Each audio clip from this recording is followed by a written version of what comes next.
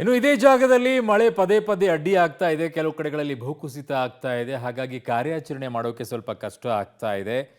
So ಹಾಗಾಗಿ ಈಗ ಕಾರ್ಯಾಚರಣೆಯನ್ನು ಇನ್ನೊಂದಿಷ್ಟು ಚುರುಕುಗೊಳಿಸೋಕ್ಕೋಸ್ಕರ ಸ್ಥಳಕ್ಕೆ ಈಗ ಮಿಲಿಟರಿ ಆಗಮಿಸಿದೆ.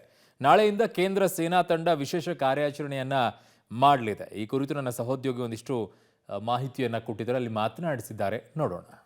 ಈಗ ಶಿರೂರು ಗುಡ್ಡಕುಸಿತ ಪ್ರದೇಶಕ್ಕೆ ಕೇಂದ್ರದಿಂದ ಕಮಾಂಡೋ ಟೀಮ್ಗಳನ್ನು ಕರೆಸಿರುವಂಥದ್ದು. ಒಟ್ಟು 50 ಜನ ಇದ್ದಾರೆ. ಮರಾಠ ಬೆಟಾಲಿಯನ್ನು ನೀವು ನೋಡ್ಬೋದು. ಈ ಭಾಗದಲ್ಲಿ ಈಗಾಗಲೇ ಬಂದು ಶಿರೂರು ಭಾಗದಲ್ಲಿರುವಂಥದ್ದು. ಇವರು ಈಗ ರಕ್ಷಣಾ ಕಾರ್ಯಾಚರಣೆಗೆ ಸಿದ್ಧತೆಯನ್ನು ಮಾಡ್ಕೊಳ್ತಾ ಇರೋದನ್ನು ನೀವು ನೋಡ್ಬೋದು.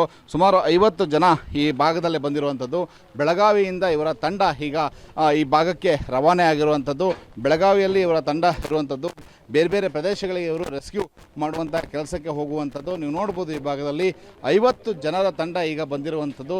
ಎಲ್ಲ ರೀತಿಯ ವ್ಯವಸ್ಥೆಯನ್ನು ಮಾಡಿಕೊಂಡು ಈಗ ಇವರು ಸುಸಜ್ಜಿತವಾಗಿ ಬಂದಿರುವಂಥದ್ದು. ಇನ್ನು ಟ್ರಕ್ ಕೂಡ ಸಿಗಬೇಕಾಗಿದೆ. 2 ಟ್ರಕ್ಗಳು ಈಗಾಗಲೇ ಈ ಭಾಗದಲ್ಲಿ ಸಿಲುಕಿಕೊಂಡಿದೆ ಅನ್ನುವಂಥ ಒಂದು ಮಾಹಿತಿ ಇದೆ.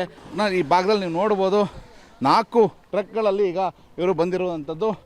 ಈ ಭಾಗದಲ್ಲಿ ಈಗ ನೀವು ಕಾಣ್ಬೋದಾಗಿದೆ.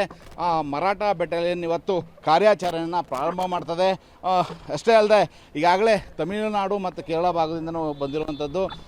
ಕೇರಳ ಭಾಗದಿಂದ ಒಂದು ರೆಸ್ಕ್ಯೂ ಟೀಮ್ ಬಂದಿದೆ, ಅದೀಗಾಗಲೇ ಕಾರ್ಯಾಚರಣೆಯನ್ನು ಮಾಡ್ತಾಯಿದೆ. ಅದರ ಜೊತೆಗೆ ಈಗ NDRF, SDRF ಇವೆಲ್ಲವೂ ಸೇರಿ ಇವತ್ತು ಕಾರ್ಯಾಚರಣೆಗೆ ಇಳಿಯುವಂಥದ್ದು. ಒಟ್ಟಿನಲ್ಲಿ ಈಗ ಶೀಘ್ರದಲ್ಲಿ ಕಾರ್ಯಾಚರಣೆ ಮಾಡಲಿಕ್ಕೆ ಸಕಲ ವ್ಯವಸ್ಥೆಯನ್ನು ಮಾಡಿಕೊಂಡು ದೆಹಲಿಯಿಂದ ಈ ಭಾಗಕ್ಕೆ ಕಳಿಸಿದಂತಹ ಕಮಾಂಡೋಗಳು ಇವತ್ತು ಕಾರ್ಯಾಚರಣೆಗೆ ಇಳಿತಾ ಇರುವಂಥದ್ದು.